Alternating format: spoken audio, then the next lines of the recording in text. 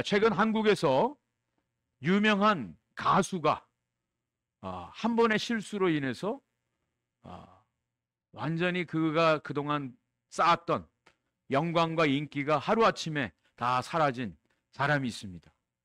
누군지 아세요? 예, 김호중. 좋아하시는 분들이 있는 것 같아요. 이 김호중이라는 가수가 트바로티라고 하는 별명이 있답니다. 그 뜻이 뭐냐면 트로트계의 파바로티. 예, 그래서 아주 인기가 대단했습니다. 근데 이 사람이 음주운전을 함으로 인해서 그동안 쌓았던 모든 인기와 영광을 다 한순간에 다 잃어버리는 그런 안타까운 일이 있었습니다. 이러한 경우에 우리는 그렇게 얘기합니다. 좀 시쳇말인데요. 인생 끝났다. 인생 쫑났다.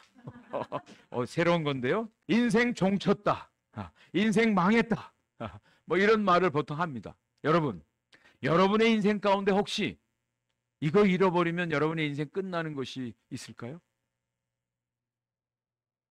여러분의 인생 가운데 이것 없으면 나는 내 인생 아무것도 없어. 난 끝이야. 라고 하는 가장 중요한 것이 있으십니까? 사람들은요, 그걸 붙들고 살죠.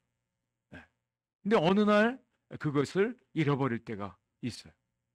오늘 본문에는 이스라엘 백성들에게 있어서 그것이 바로 하나님의 영광이었다라고 말합니다. 하나님의 영광이 이스라엘에게서 떠났어요.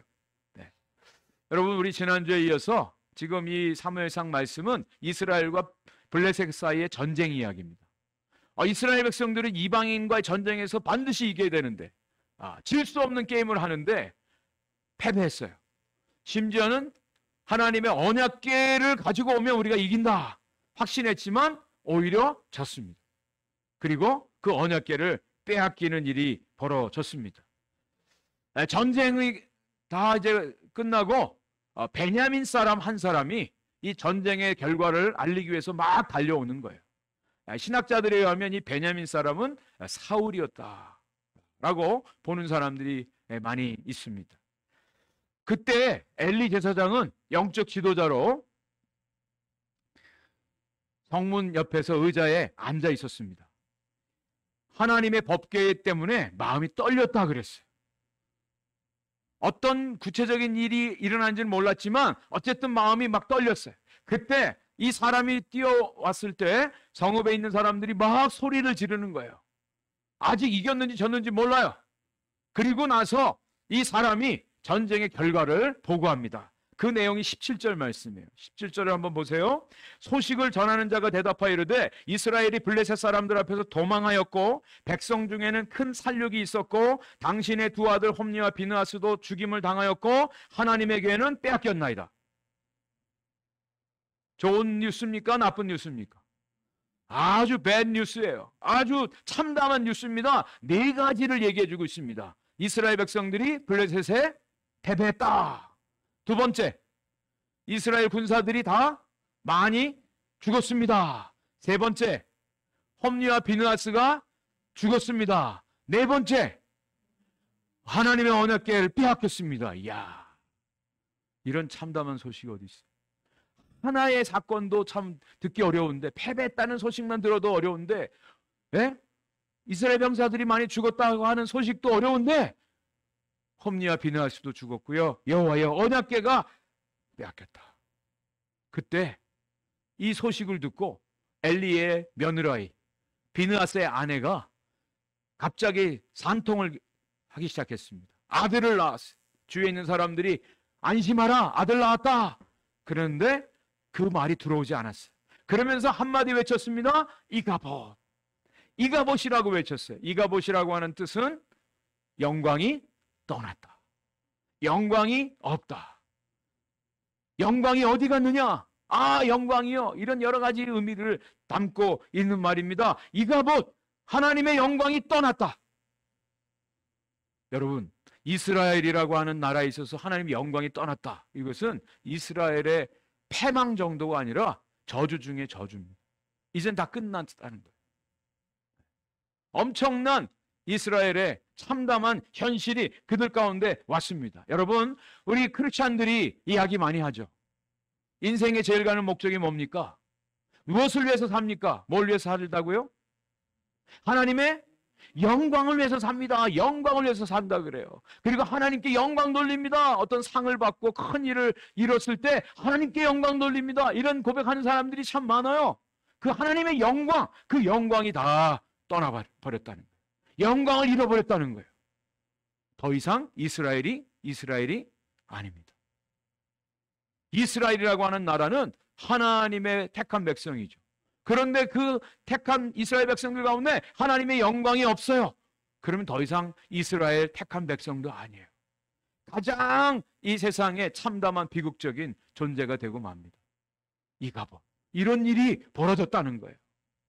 있을 수 없는, 생각할 수 없는 그런 일이 이스라엘 역사 가운데 실제적으로 일어났다는 겁니다.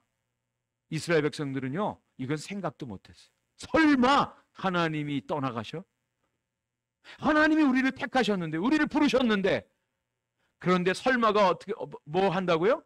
설마가 사람 잡는다고? 여러분, 설마가 일어날 수 있어요. 설마가 일어날 수 있어요. 하나님의 영광이 떠나요. 이스라엘에서. 엄청난 사건입니다. 자, 이가봇이라고 하는 이 현실, 이것이 우리들의 인생 가운데서도 일어날 수 있어요. 여러분 잘 들으시기 바랍니다. 어떻게 해서 이 이가봇의 현상이 일어날 수 있는가? 이런 일들이 어떻게 일어났는가? 성경은 분명히 얘기해 줍니다. 이스라엘 백성들의 죄로 인하여 이가봇, 하나님의 영광이 떠나는 일이 벌어졌다는 거예요. 이 하나님의 영광이라고 하는 것은요, 성경에 아주 많이 나옵니다. 영광이란 단어, 하나님의 존재 방식이에요.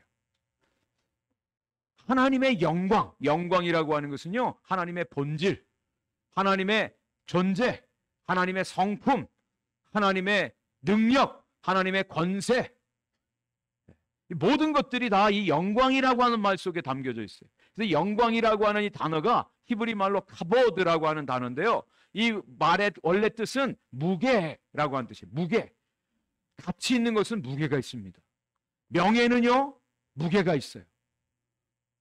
능력이요, 무게가 느껴지는 거예요. 그래서 어떤 사람을 만나면 그 사람의 어떤 존재로 인해서 어떤 무게감을 느낄 때가 있어요. 그렇지 않습니까? 그냥 존재만으로도 어떤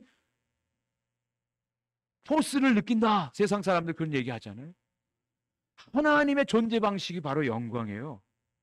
하나님께서 이스라엘 백성들을 많은 백성들 가운데 택해서 뽑아서 당신의 백성이라고 말씀하셨어요.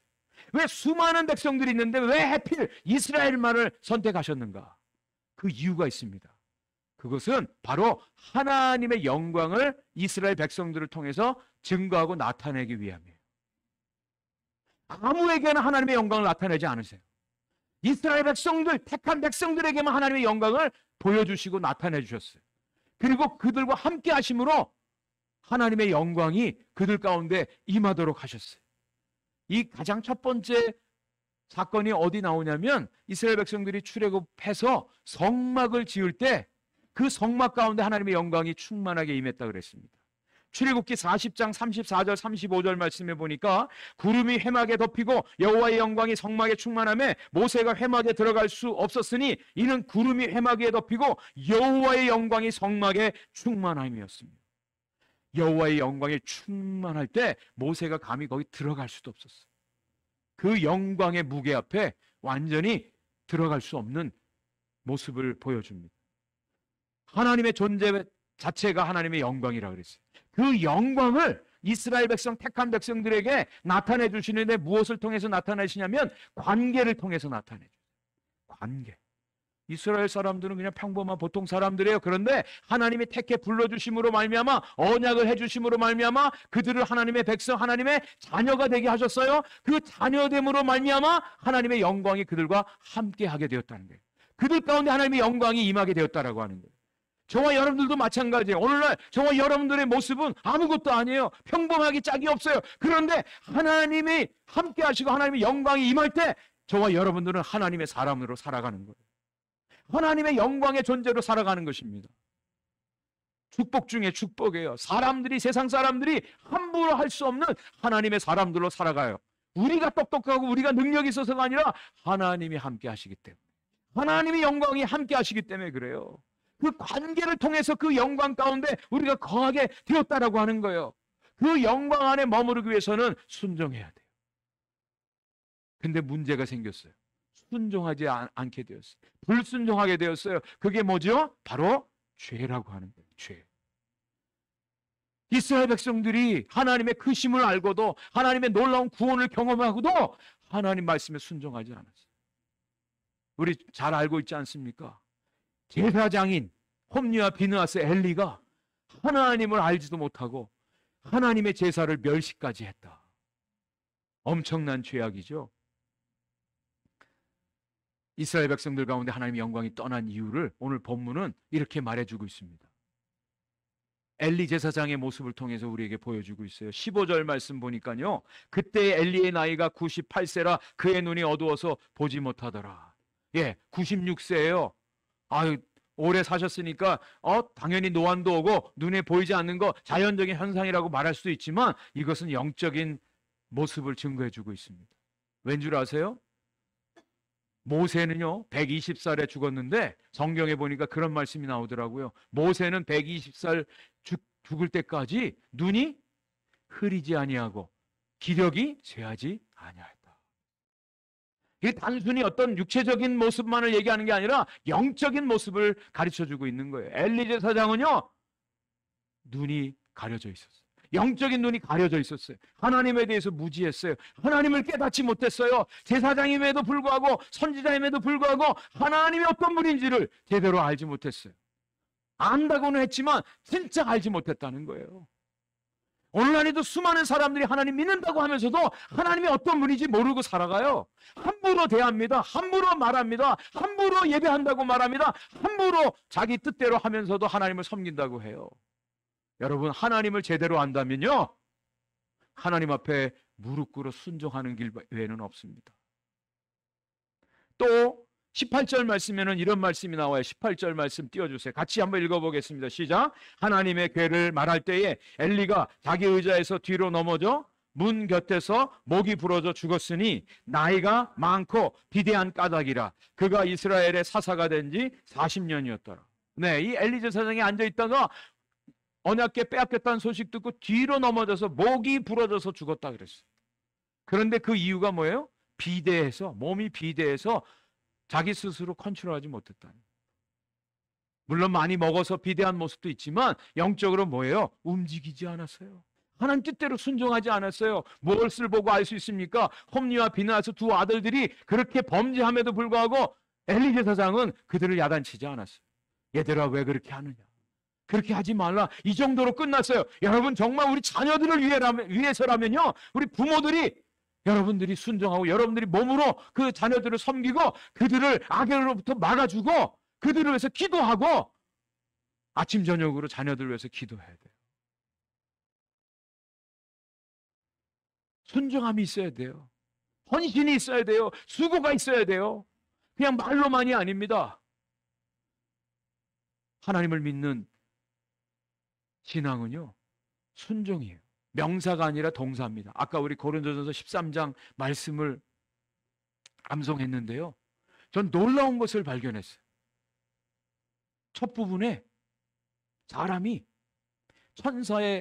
사람의 방언과 천사의 말을 할지라도 산을 옮길 만한 믿음이 있다 해도, 모든 예언하는 능력이 있어서 비밀과 모든 것을 알아도 자기 것 다 구제하는데 내어주고 자기 몸을 불사르게 내어줄지라도 사랑이 없으면 아무것도 아니다.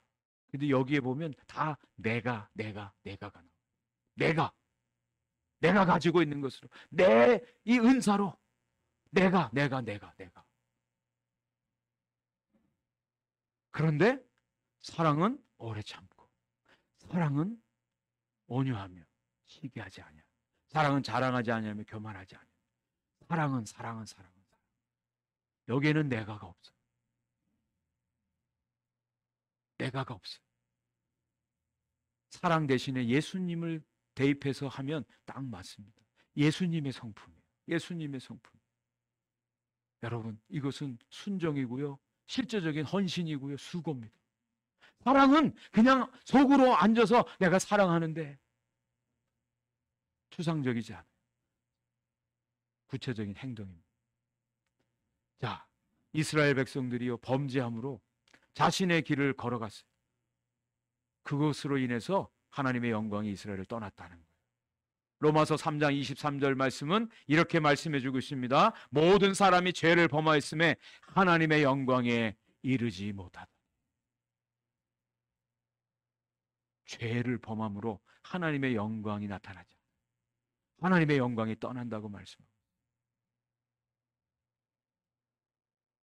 이사야 선지자는 더 정확하게 이렇게 표현해 주고 있습니다. 이사야 59장 1절 2절 말씀이에요. 한번 같이 읽어보겠습니다. 시작. 여호와의 손이 짧아 구원하지 못하심도 아니요 귀가 둔하여 듣지 못하심도 아니라 오직 너희 죄악이 너희와 너희 하나님 사이를 갈라놓았고 너희 죄가 그의 얼굴을 가리어서 너희에게서 듣지 않으시게 함이니라.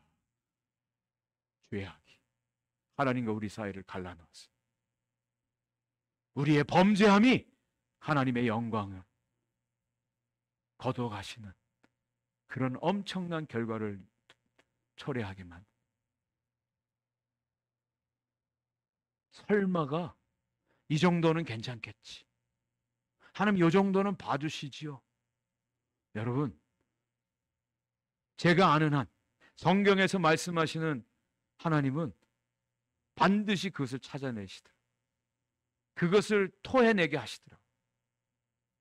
하나님은 거룩하신 분이에요. 하나님 오늘도 말씀하시는 분이에요. 오늘도 하나님이 우리와 함께 하시길 원하세요. 우리 안에 죄와 더러움과 추악함들이 있다면 그 거룩하신 하나님이 우리와 함께 하시겠어요? 그 이스라엘 백성들, 선택받은 이스라엘 백성들, 성전을 무너뜨리고요, 그 이스라엘 백성들을 아예 저 바벨론으로 그냥 포로로 잡혀가게 70년 동안 그들을 팔아버렸어요. 성경에 그런 표현이 나와요. 팔아버리신다. 그 장면이 에스겔 선지자가 환상을 통해서 보게 되는데요, 에스겔 11장 23절 24절 말씀입니다. 여호와의 영광이 성읍 가운데서부터 올라가 성읍 동쪽 산에 머무르고 주의 영이 나를 들어 하나님의 영의 환상 중에 데리고 갈대아에 있는 사로잡힌 자 중에 이르시더니 내가 본 환상이 나를 떠나 올라간지. 갈대아는 바벨론을 말합니다. 이스라엘 백성들이 다 포로로 잡혀갔을 때 에스겔 선지자에게 환상을 통해서 보여주시는데 여호와의 영광이 예루살렘 성전에서 떠오르는 거예요. 떠올라요. 떠나시는 거예요.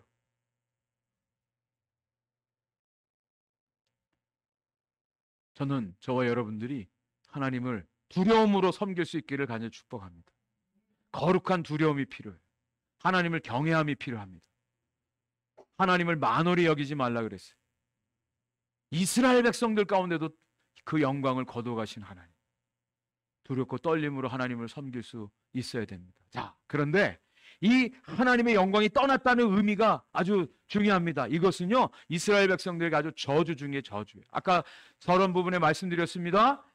정말 나를 지탱하고 나에게 꼭 필요한 이거, 그런데 그거 없으면 나는 죽는다, 나는 끝났다. 그런데 그 하나님의 영광이 성도들에게서 떠났다. 그것만큼 큰 저주가 어디 있습니까? 이것은 그냥 단순히 죽는 문제하고는 비교할 수 없는, 죽은 그 이상 하나님의 저주인 것을 알게 됩니다. 하나님께서 이 모든 것들을 한순간에도 다 걷어가죠. 지난 주간에 싱가포르 에어라인이 저쪽 영국에서 싱가포르로 오다가 터뷸런스를 만났죠. 1분 사이에 100m 올라갔다가 툭 떨어졌어요. 그래서 안전벨트 안 매고 있던 사람들 한 사람이 죽었고요, 6명이 척추에 아주 심각한 부상을 입었고 20명이 아주 또 심각한 부상이 있다는데, 여러분, 그 비행기 타고 가다가 터뷸런스 만나고 갑자기 여러분 엔진이 꺼졌다고 한번 생각해 보세요. 비행기가 가는데 엔진이 꺼졌다, 엔진이 사용 못한다. 그럼 어떻게 되겠어요? 아무리 화려하고 그 안에 무슨 잔뜩 먹을 것 가지고 비즈니스 퍼스트 클래스 다 있다 해도 엔진이 꺼져버리면 완전히 그냥 다 끝이죠. 여러분, 저와 여러분들의 삶 속에 이 하나님의 영광, 하나님의 임재가 떠나면 우리는 아무것도 아니에요. 저주 중에 저주예요. 이것을 아는 다윗은 하나님 앞에 그렇게 기도합니다. 자기가 범죄하고 회개하면서 시편 51편에 이렇게 기도합니다. 하나님이여, 내 속에 정한 마음을 창조하시고 내 안에 정직한 영을 새롭게 하소서. 나를 주 앞에서 쫓아내지 마시며 주의 성령을 내게서 거두지 마소서. 주의 구원의 즐거움을 내게 회복시켜 주시고 자원하는 심령을 주사 나를 붙드소서. 하나님, 나를 떠나지 마시옵소서. 나 떠나면 나는 아무것도 아닙니다. 난 죽습니다. 다윗은 그것을 알고 있었어요. 자기 인생의 가장 중요한 핵심이 무엇인지 알고 있었어요. 하나님의 영이 떠나면 나는 아무것도 아니다. 왕이든 부자든 뭐든 상관없어요. 하나님의 영이 떠나면, 하나님이 나를 떠나면 나는 아무것도 아닙니다. 제발 떠나지 마옵소서. 그 간구를 하고 있는 거예요. 요한계시록의 말씀 보면 에베소 교회가 처음 사랑을 잃어버렸다 그랬어요. 너희들이 정말 처음 사랑을 잃어버렸느냐? 그러면 너희 촛대를 옮겨버리리라 하나님 말씀하셨어요. 그러므로 어디서 떨어졌는지를 생각하고 회개하여 처음 행위를 가지라. 만일 그리하지 아니하고 회개하지 아니하면 내가 내게 가서 내 촛대를 그 자리에서 옮기리라. 그 옛날에 찬란하고 큰 그 원형극장도 있고 도서관도 있고요. 뭐 엄청난 도시인데 지금 남아있는 게 아무것도 없어요. 에베소 교회 흔적도 없어요. 여러분, 촛대 옮긴다? 아이, 그냥 하나님이 그냥 겁주고 위협하기 위해서 해주시는 말씀 아니야? No. 하나님은 하시면 하신다는 말씀대로 하십니다. 그게 두려운 거예요, 그게. 예? 예배당이 있고 십자가가 있고, 예? 사람들이 모인다고요? 여러분, 정말 하나님의 영광이 떠나는 것만큼 무서운 게 없어요. 우리 한 사람 한 사람 다 그렇고요.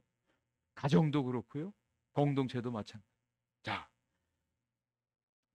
여기까지는 참 어두운, 정말 힘든 심판의 말씀이에요. 그런데 오늘 말씀의 결론입니다. 하나님의 영광이 떠난 이스라엘, 저주요, 멸망이요, 흑암이요, 절망이요, 망함입니다. 그런데 그 하나님의 영광이 아주 사라졌느냐? 그렇지 않아요. 그 하나님의 영광을 다시 회복시켜 주셨어요. 하나님의 영광이 회복되는 놀라운 구원의 역사가 이루어지게 돼요. 이스라엘 백성들이 70년 포로 생활했지만 하나님의 때가 되었을 때 하나님께서 그들을 다시 돌아오게 해요.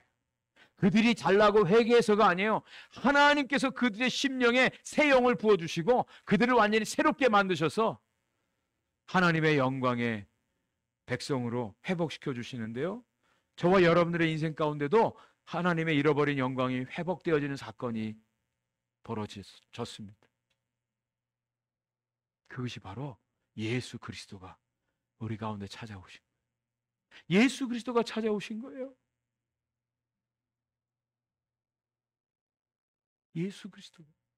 예수 그리스도가 어떤 분인지 성경은 이렇게 말씀해 주고 있습니다. 요한복음 1장 14절 말씀 같이 한번 읽어보겠습니다. 요한복음 1장 14절 시작. 말씀이 육신이 되어 우리 가운데 거하심에 우리가 그의 영광을 보니 아버지의 독생자의 영광이요 은혜와 진리가 충만하더라. 아멘. 정말 하나님의 영광이 떠나고 흑암 가운데, 절망 가운데, 사망 가운데 살 수밖에 없는 이 세상 가운데 하나님이 독생자 예수 그리스도 이 땅에 보내주셨어요. 영광을 가진 영광의 존재, 그분이 이 땅에 오셔서 우리와 함께 해주신대.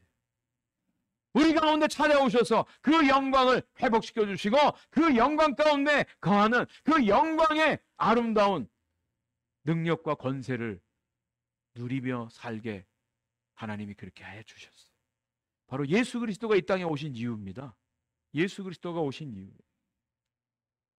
예수님은 요한복음 17장에서 마지막 제사장의 기도를 하시는데 이렇게 아버지께 기도했어요.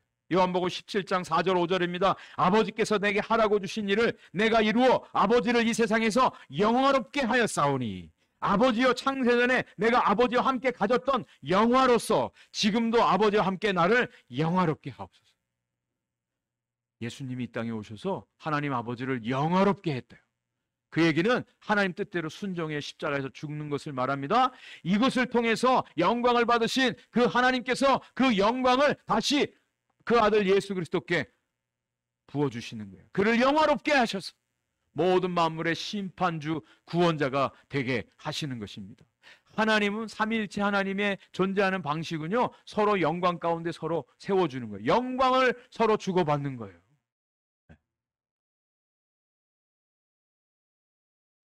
그런데 그 하나님이 예수 그리스도에게 주신 그 영광을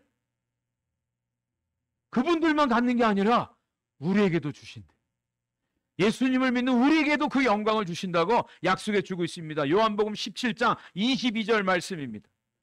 요한복음 17장 22절 시작. 내게 주신 영광을 내가 그들에게 주었사오니 이는 우리가 하나가 된 것 같이 그들도 하나가 되게 하려 함이니이다. 아멘. 하나님이 아들 예수 그리스도에게 주신 그 영광을 누구에게 주셨다고요? 예수를 믿는 성도들에게 주셨다 말씀해 주고 있습니다. 믿으십니까? 하나님의 영광을 우리에게도 주셨대요. 저는 이 말씀을 믿습니다. 하나님이 그 영광을 우리에게도 주셨대요. 그래서 그 영광이 하나 가운데, 하나 되신 가운데 그 영광을 서로 나타내고 주고받는 그 모습 가운데 영광스러운 존재가 되는 것처럼 예수 그리스도를 믿는 예수님 안에 있는 그 영광을 가진 하나님의 백성들도 영광스러운 존재로 살아가게 됨을 분명히 믿습니다. 그냥 존재가 아닙니다. 그냥 살아가는, 대충 살아가는 사람들이 아니에요. 그 영광을 우리에게 주셨대요. 그리고 날마다 그 영광을 나타내 보여주기를 우리 주님이 원하신답니다. 요한복음 17장 24절 하반절입니다. 같이 한번 읽어보겠습니다. 시작. 아버지께서 창세전부터 나를 사랑하심으로 내게 주신 나의 영광을 그들로 보게 하시기를 원하옵나이다. 저와 여러분들이 하나님의 영광을 가지고 그 영광을 날마다 보면서 살아가는, 하나님의 크심을 보면서 살아가는 거예요.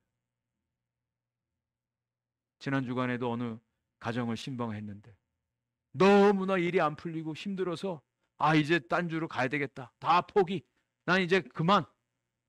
더 이상 살 수 없을 것 같습니다. 그랬대요. 근데 갑자기 하나님께서 주위에 사람들을 보내시고, 예? 그 남편 전에는 그냥 회사에 속해서 월급쟁이로 일했는데 그 사장님이 그 모든 회사를 그에게 물려주고 다른 주로 가셨대. 그냥 회사를 맡기고 갔대요. 지금 집값이 얼마나 올라요? 집 사기 얼마나 어려워요? 그런데 하나님이 또 집을 사게 했다는 거예요. 어떻게 이런 일이 벌어지죠? 자기네들도 모르겠다는 거예요. 하나님이 일하기 시작하면요, 저와 여러분들이 할 일은 단 한 가지예요. 그냥 놀라고 하나님께 찬양하고 감사만 하면 돼요. 네? 우리가 기대한 것대로만 되면요, 그냥 이거 우연이지, 이건 내 실력이야, 그냥 잘 되고 있어, 이 정도예요. 근데 하나님은 항상 그걸 뛰어넘어서 일하세요. 우리의 생각의 한계를 뛰어넘어서 일하세요. 우리의 어떤 사고방식을 뛰어넘어서 일하세요. 그래야 놀라죠. 그래야 하나님이 하셨다고 고백하죠. 저는 하나님이 하나님의 백성들, 영광의 자녀들에게 오늘날도 역사하시는 방법이 이런 모습이라고 믿습니다. 그래서 날마다 저와 여러분들이 해야 될 일은, 정말 하나님이 하셨습니다. 하나님 정말 대단하십니다. 하나님 영광 받으십시오. 하나님이 하셨습니다. 하나님은 하나님이십니다. 여러분, 하나님께 영광 돌린다라고 하는 것은요, 쉽게 말씀드릴게요. 하나님께 영광 돌린다, 하나님을 하나님 되게 하는 거예요. 하나님을 하나님으로 인정해 드리는 거예요. 여러분들이 하나님 되는 게 아니라, 하나님, 당신이 하나님이십니다. 나의 하나님입니다. 하나님이 나의 모든 것입니다. 하나님이 나의 전부이십니다. 이거 고백할 때 하나님 제일 기뻐하시고 하나님의 영광을 나타내 주십니다. 여러분, 오늘 설교 제목이 뭐라고요? 이가봇에서 임마누엘로. 이가봇은 하나님의 영광이 떠났다. 임마누엘은 하나님이 우리와 함께 하신다. 여러분 어떤 인생을 살길 원하십니까? 예? 이가봇의 인생이 아니라 하나님이 우리와 함께 하셔서 그 영광을 나타내 주시고 그 영광을 보게 하시고 그 영광을 드러내게 하시고 저와 여러분들이 해야 될 일은 이걸 알지 못하는 세상 사람들에게 하나님은 살아계십니다. 하나님이 이런 분입니다. 하나님이 제일 기뻐하시는 것. 이것이 하나님께 영광 돌리는 삶.